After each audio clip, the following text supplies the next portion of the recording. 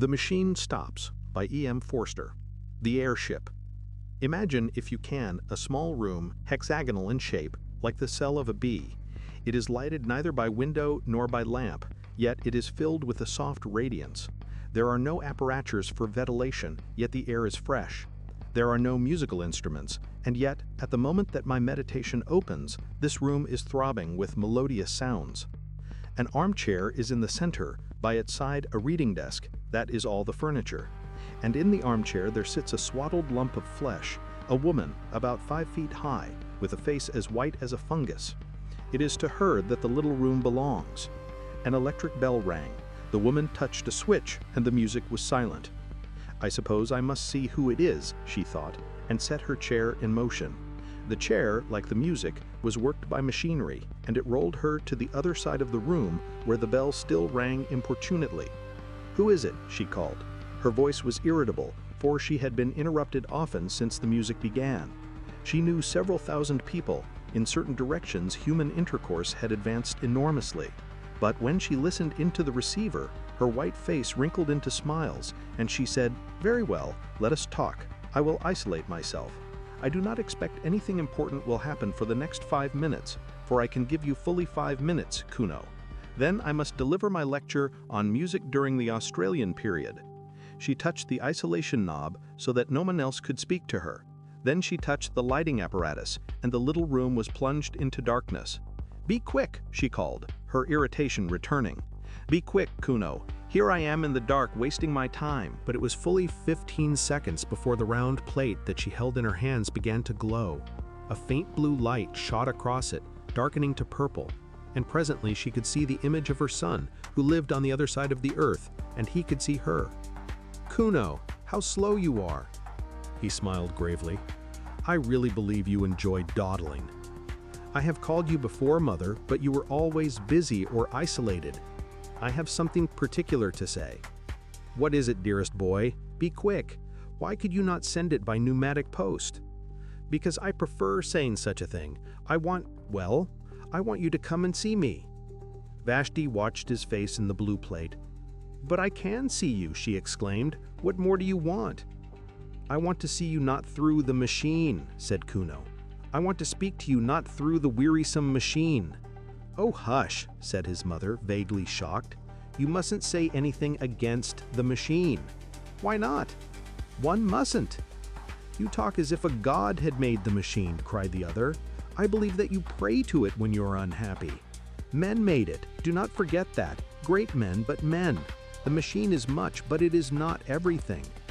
I see something like you in this plate, but I do not see you. I hear something like you through this telephone, but I do not hear you. That is why I want you to come. Pay me a visit so that we can meet face to face and talk about the hopes that are in my mind." She replied that she could scarcely spare the time for a visit. "The airship barely takes 2 days to fly between me and you." "I dislike airships."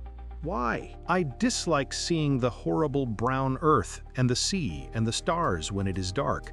I get no ideas in an airship. I do not get them anywhere else." "What kind of ideas can the air give you?" He paused for an instant. "Do you not know 4 big stars that form an oblong, and 3 stars close together in the middle of the oblong, and hanging from these stars 3 other stars?" "No, I do not. I dislike the stars.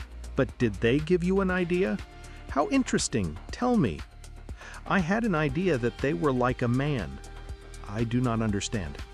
"The 4 big stars are the man's shoulders and his knees. The 3 stars in the middle are like the belts that men wore once, and the 3 stars hanging are like a sword." "A sword?" "Men carried swords about with them, to kill animals and other men." "It does not strike me as a very good idea, but it is certainly original. When did it come to you first?" "In the airship." He broke off, and she fancied that he looked sad. She could not be sure, for the machine did not transmit nuances of expression. It only gave a general idea of people, an idea that was good enough for all practical purposes, Vashti thought. The imponderable bloom, declared by a discredited philosophy to be the actual essence of intercourse, was rightly ignored by the machine. just as the imponderable bloom of the grape was ignored by the manufacturers of artificial fruit. Something good enough had long since been accepted by our race. "The truth is," he continued, "that I want to see these stars again. They are curious stars. I want to see them not from the airship, but from the surface of the earth, as our ancestors did thousands of years ago. I want to visit the surface of the earth." She was shocked again. "Mother, you must come, if only to explain to me what is the harm of visiting the surface of the earth." "No harm," she replied, controlling herself, "but no advantage. The surface of the earth is only dust and mud. No life remains on it, and you would need a respirator, or the cold of the outer air would kill you. One dies immediately in the outer air." "I know. Of course, I shall take all precautions. And besides, well," she considered, and chose her words with care. Her son had a queer temper, and she wished to dissuade him from the expedition. "It is contrary to the spirit of the age," she asserted. "Do you mean by that contrary to the machine?" "In a sense, but—" His image in the blue plate faded. Kuno? He had isolated himself. For a moment, Vashti felt lonely. Then she generated the light, and the sight of her room, flooded with radiance and studded with electric buttons, revived her. There were buttons and switches everywhere, buttons to call for food, for music, for clothing. There was the hot bath button, by pressure of which a basin of imitation marble rose out of the floor, filled to the brim with a warm, deodorized liquid. There was the cold bath button. There was the button that produced literature. And there were, of course, the buttons by which she communicated with her friends. The room, though it contained nothing, was in touch with all that she cared for in the world. Vashti's next move was to turn off the isolation switch, and all the accumulations of the last 3 minutes burst upon her. The room was filled with the noise of bells and speaking tubes. What was the new food like? Could she recommend it? Has she had any ideas lately? Might one tell her one's own ideas? Would she make an engagement to visit the public nurseries at an early date, say this day month? To most of these questions she replied with irritation, a growing quality in that accelerated age. She said that the new food was horrible, that she could not visit the public nurseries through press of engagements, that she had no ideas of her own but had just been told one, that 4 stars and 3 in the middle were like a man. She doubted there was much in it. Then she switched off her correspondence, for it was time to deliver her lecture on Australian music. The clumsy system of public gatherings had been long since abandoned. Neither Vashti nor her audience stirred from their rooms. Seated in her armchair, she spoke, while they in their armchairs heard her fairly well and saw her fairly well. She opened with a humorous account of music in the pre-Mongolian epic, and went on to describe the great outburst of song that followed the Chinese conquest.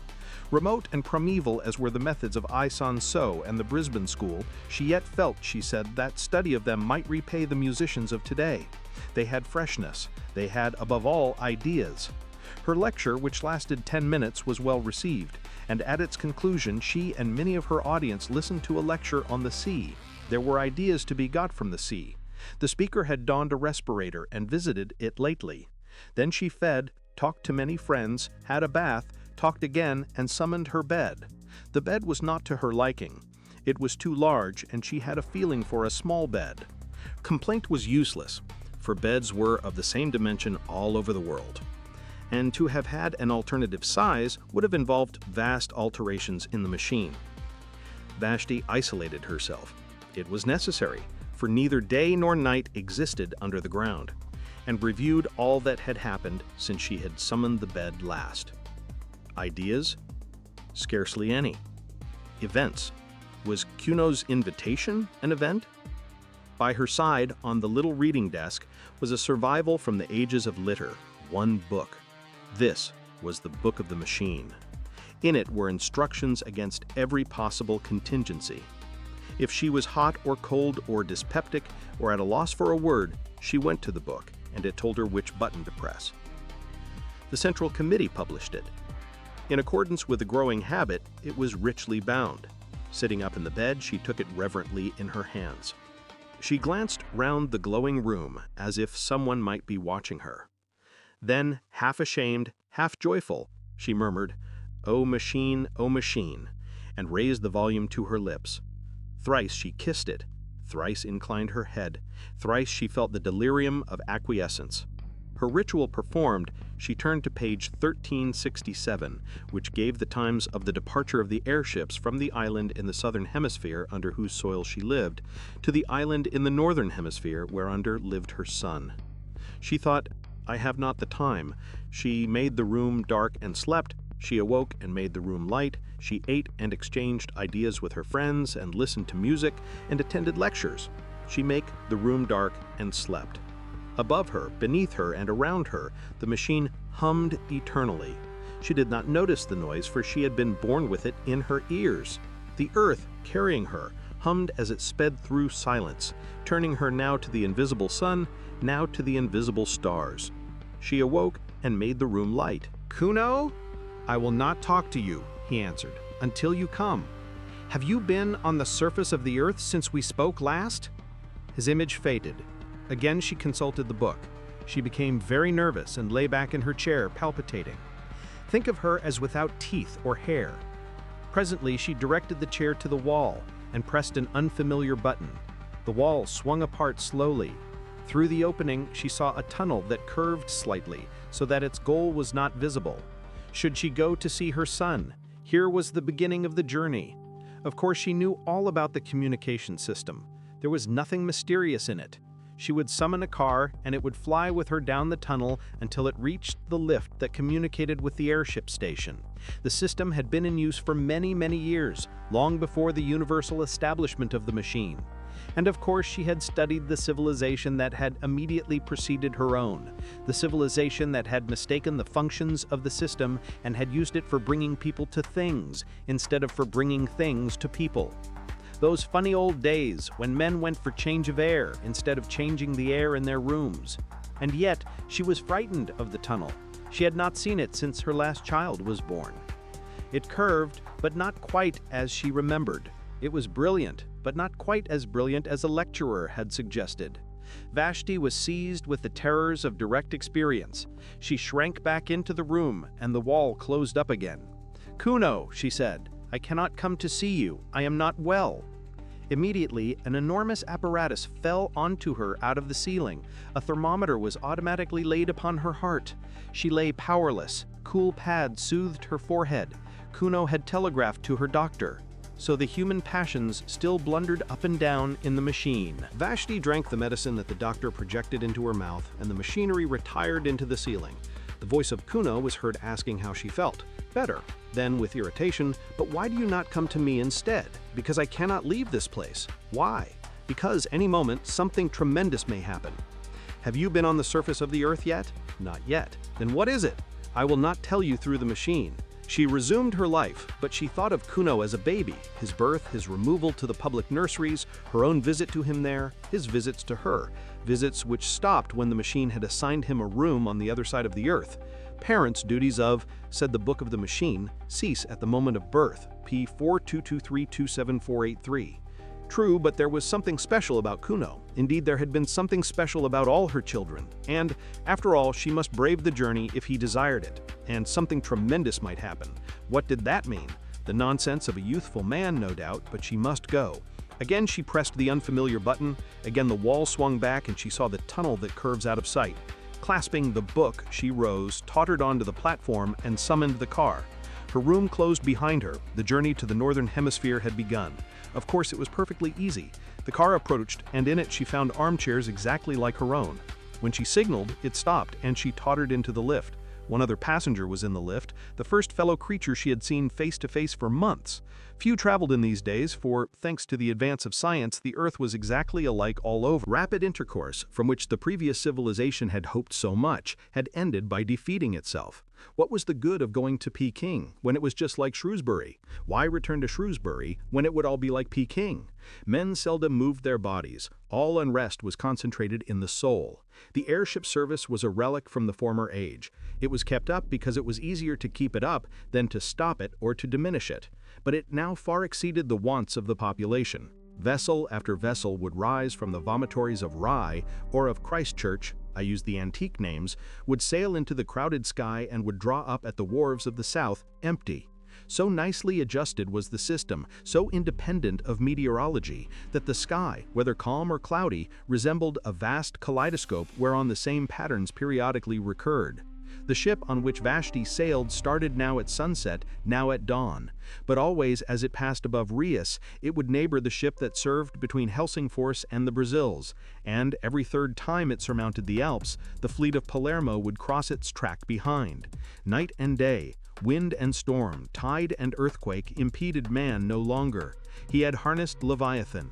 All the old literature, with its praise of nature and its fear of nature, rang false as the prattle of a child. Yet as Vashti saw the vast flank of the ship, stained with exposure to the outer air, her horror of direct experience returned. It was not quite like the airship in the cinematophote. For one thing, it smelt, not strongly or unpleasantly, but it did smell, and with her eyes shut, she should have known that a new thing was close to her. Then she had to walk to it from the lift, had to submit to glances from the other passengers. The man in front dropped his book. No great matter, but it disquieted them all. In the rooms, if the book was dropped, the floor raised it mechanically. But the gangway to the airship was not so prepared, and the sacred volume lay motionless. They stopped. The thing was unforeseen, and the man, instead of picking up his property, felt the muscles of his arm to see how they had failed him. Then someone actually said with direct utterance, "We shall be late," and they trooped on board, Vashti treading on the pages as she did so. Inside, her anxiety increased. The arrangements were old-fashioned and rough. There was even a female attendant to whom she would have to announce her wants during the voyage. Of course, a revolving platform ran the length of the boat, but she was expected to walk from it to her cabin. Some cabins were better than others, and she did not get the best. She thought the attendant had been unfair, and spasms of rage shook her. The glass valves had closed. She could not go back. She saw, at the end of the vestibule, the lift in which she had ascended going quietly up and down, empty. Beneath those corridors of shining tiles were rooms, tier below tier, reaching far into the earth, and in each room there sat a human being, eating, or sleeping, or producing ideas. And buried deep in the hive was her own room. Vashti was afraid. "Oh, machine," she murmured, and caressed her book, and was comforted. Then the sides of the vestibule seemed to melt together, as do the passages that we see in dreams. The lift vanished. The book that had been dropped slid to the left and vanished. Polished tiles rushed by like a stream of water. There was a slight jar, and the airship, issuing from its tunnel, soared above the waters of a tropical ocean. It was night. For a moment she saw the coast of Sumatra, edged by the phosphorescence of waves and crowned by lighthouses, still sending forth their disregarded beams. These also vanished, and only the stars distracted her. They were not motionless, but swayed to and fro above her head, thronging out of one skylight into another, as if the universe and not the airship was careening. And, as often happens on clear nights, they seemed to be in perspective, now on a plane, now piled tier beyond tier into the infinite heavens, now concealing infinity, a roof limiting forever the visions of men. In either case, they seemed intolerable.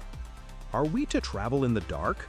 called the passengers angrily, and the attendant, who had been careless, generated the light and pulled down the blinds of pliable metal.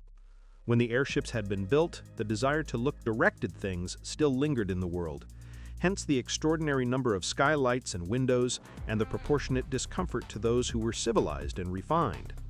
Even in Vashti's cabin, one star peeped through a flaw in the blind, and after a few hours' uneasy slumber, she was disturbed by an unfamiliar glow, which was the dawn. Quick as the ship had sped westwards, the earth had rolled eastwards quicker still, and had dragged back Vashti and her companions towards the sun. Science could prolong the night, but only for a little, and those high hopes of neutralizing the Earth's diurnal revolution had passed, together with hopes that were possibly higher. To keep pace with the sun, or even to outstrip it, had been the aim of the civilization preceding this. Racing aeroplanes had been built for the purpose, capable of enormous speed and steered by the greatest intellects of the epoch. Round the globe they went, round and round, westward, westward, round and round, amidst humanity's applause. In vain, the globe went eastward quicker still. Horrible accidents occurred, and the committee of the machine, at the time rising into prominence, declared the pursuit illegal, unmechanical, and punishable by homelessness. Of homelessness, more will be said later. Doubtless the committee was right, yet the attempt to defeat the sun aroused the last common interest that our race experienced about the heavenly bodies, or indeed about anything. It was the last time that men were compacted by thinking of a power outside the world. The sun had conquered, yet it was the end of his spiritual dominion. Dawn, midday, twilight, the zodiacal path, touched neither men's lives nor their hearts, and science retreated into the ground to concentrate herself upon problems that she was certain of solving. So when Vashti found her cabin invaded by a rosy finger of light, she was annoyed and tried to adjust the blind. But the blind flew up altogether, and she saw through the skylight small pink clouds, swaying against a background of blue, and as the sun crept higher, its radiance entered direct, brimming down the wall like a golden sea. It rose and fell with the airship's motion, just as waves rise and fall, but it advanced steadily as a tide advances. Unless she was careful, it would strike her face. A spasm of horror shook her, and she rang for the attendant. The attendant, too, was horrified, but she could do nothing. It was not her place to mend the blind. She could only suggest that the lady should change her cabin, which she accordingly prepared to do. People were almost exactly alike all over the world, but the attendant of the airship, perhaps owing to her exceptional duties, had grown a little out of the common. She had often to address passengers with direct speech, and this had given her a certain roughness and originality of manner. When Vashti swerved away from the sunbeams with a cry, she behaved barbarically. She put out her hand to steady her. "How dare you!" exclaimed the passenger. "You forget yourself." The woman was confused and apologized for not having let her fall. People never touched one another. The custom had become obsolete owing to the machine. "Where are we now?" asked Vashti haughtily. "We are over Asia," said the attendant, anxious to be polite. "Asia? You must excuse my common way of speaking. I have got into the habit of calling places over which I pass by their unmechanical names. Oh, I remember Asia. The Mongols came from it." Beneath us, in the open air, stood a city that was once called Simla. Have you ever heard of the Mongols and of the Brisbane School? No. Brisbane also stood in the open air. Those mountains to the right, let me show you them. She pushed back a metal blind. The main chain of the Himalayas was revealed. They were once called the roof of the world, those mountains. You must remember that before the dawn of civilization, they seemed to be an impenetrable wall that touched the stars. It was supposed that no one but the gods could exist above their summits. How we have advanced thanks to the machine. How we have advanced thanks to the machine, said Vashti. How we have advanced thanks to the machine, echoed the passenger who had dropped his book the night before and who was standing in the passage. And that white stuff in the cracks, what is it? I have forgotten its name. Cover the window, please. These mountains give me no ideas. The northern aspect of the Himalayas was in deep shadow. On the Indian slope, the sun had just prevailed. The forests had been destroyed during the literature epoch for the purpose of making newspaper pulp. But the snows were awakening to their morning glory, and clouds still hung on the breasts of Kinchenjunga. In the plain were seen the ruins of cities, with diminished rivers creeping by their walls, and by the sides of these were sometimes the signs of vomitories, marking the cities of today. Over the whole prospect airships rushed, crossing the intercrossing with incredible aplomb, and rising nonchalantly when they desired to escape the perturbations of the lower atmosphere and to traverse the roof of the world. We have indeed advanced, thanks to the machine, repeated the attendant, and hid the Himalayas behind a metal blind. The day dragged wearily forward. The passengers sat each in his cabin, avoiding one another with an almost physical repulsion and longing to be once more under the surface of the earth. There were 8 or 10 of them, mostly young males, sent out from the public nurseries to inhabit the rooms of those who had died in various parts of the earth. The man who had dropped his book was on the homeward journey. He had been sent to Sumatra for the purpose of propagating the race. Vashti alone was traveling by her private will. At midday, she took a second glance at the Earth. The airship was crossing another range of mountains, but she could see little owing to clouds. Masses of black rock hovered below her and merged indistinctly into gray. Their shapes were fantastic. One of them resembled a prostrate man.